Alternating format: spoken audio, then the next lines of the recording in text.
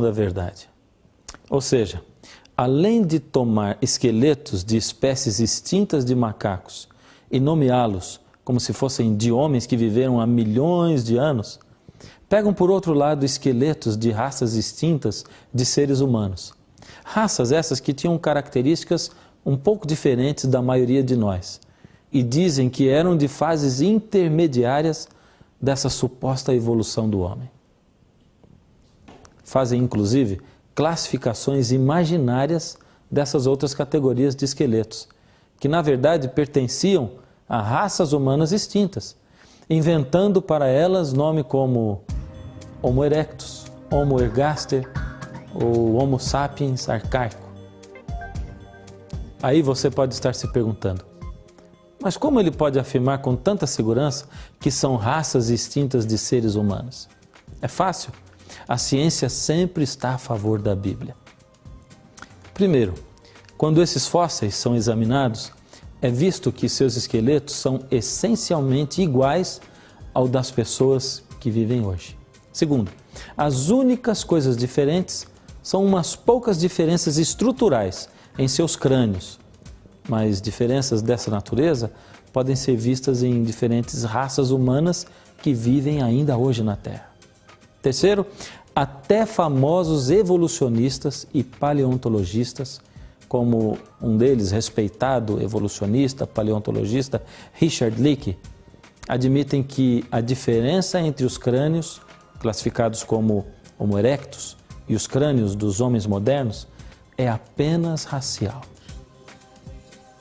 Olha o que ele diz. Essas diferenças provavelmente são menos pronunciadas do que as que vemos hoje entre as atuais raças humanas. Diante de todos esses fatos científicos, a única defesa para os evolucionistas é fazerem muita propaganda. E como fazem?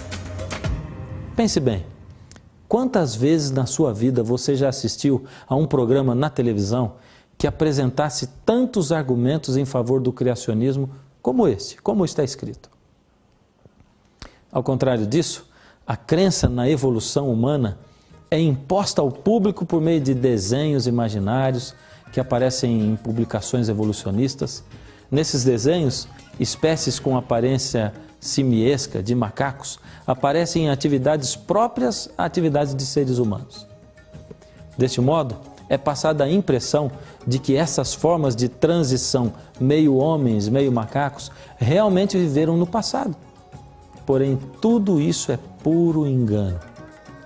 Eu sei que algumas vezes, quando você viu essas reconstituições computadorizadas, você se perguntou, mas será que a ciência evoluiu tanto a ponto de, a partir apenas de ossos de esqueletos, conseguir reconstruir músculos, lábios, pele, nariz, orelhas e até cabelos? E se você já se perguntou isso, saiba a resposta.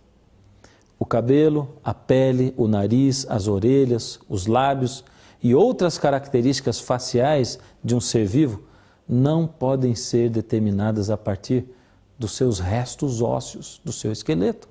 Os evolucionistas modelam os músculos que não deixam vestígio algum nos fósseis.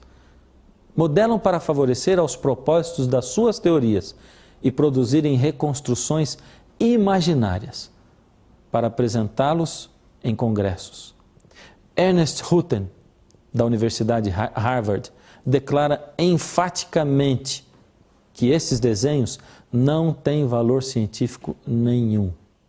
Logicamente, a grande maioria, a maioria esmagadora dos evolucionistas é de gente sincera, gente que busca a resposta na ciência para suas perguntas interiores. Mas infelizmente, como em toda parte, há também alguns evolucionistas sem escrúpulos, que se envolvem não apenas com desenhos e modelos enganosos, mas que algumas vezes cometem fraudes terríveis, que poderiam ser classificadas até como crime de falsificação.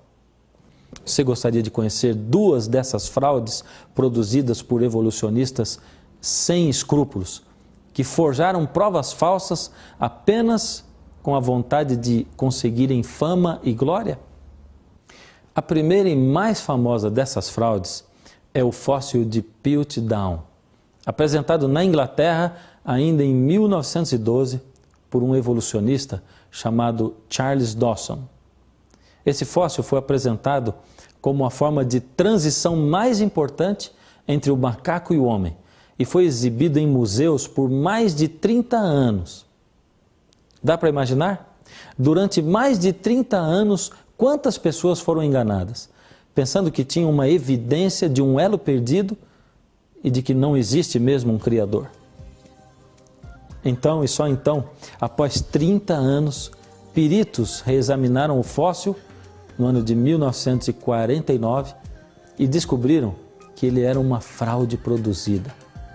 Produziram a fraude juntando uma mandíbula de orangotango a restos de um crânio humano. Foi uma vergonha, um tremendo fiasco. Mas como eu disse que apresentaria duas fraudes de evolucionistas, aí vai a segunda. Essa segunda fraude evolucionista foi o homem de Nebraska. Imagine que em 1922 foi encontrado um dente fóssil. Aí, a partir desse dente, fizeram desenhos imaginários, reconstituíram, segundo a sua imaginação, como era este homem que, segundo eles, pertencia a uma fase de transição da suposta evolução do homem. Nessa época, os evolucionistas não se esqueceram de dar a ele até um nome latino. Ele foi o Hesperopithecus haroldtkuki. Tudo a partir de um dente fóssil encontrado e que havia sido a fonte de inspiração para o tal homem de Nebraska. Foi o maior vexame quando aconteceu que estudos acurados do dente revelaram que, na verdade, ele pertencia a um porco selvagem. Muitos outros crânios fósseis foram apresentados como grande evidência a favor da evolução, mas foram fracassando um a um. Veja só, o homem de Neandertal, apresentado como evidência em 1856, foi retirado logo em 1960. O homem de Piltdown, apresentado como evidência em 1912, foi retirado em 1953. O Zinjantropo é apresentado como evidência em 1959 e retirado em 1960. O Ramapiteco, apresentado como evidência em 1964, foi logo retirado em 1979. E mesmo assim, estes crânios ainda são muitas vezes maldosamente apresentados para o público através da mídia em alguns livros, textos evolucionistas, como se fossem fatos científicos. Como você vê, nós todos temos muitos motivos para duvidar de tudo isso que é apresentado com alarde pela mídia, como sendo evidência científica da evolução. E o que acontece é que, por nós não termos tanto acesso à informação e à realidade, uma grande parte da sociedade, em muitos países, pensa que a evolução é um fato comprovado.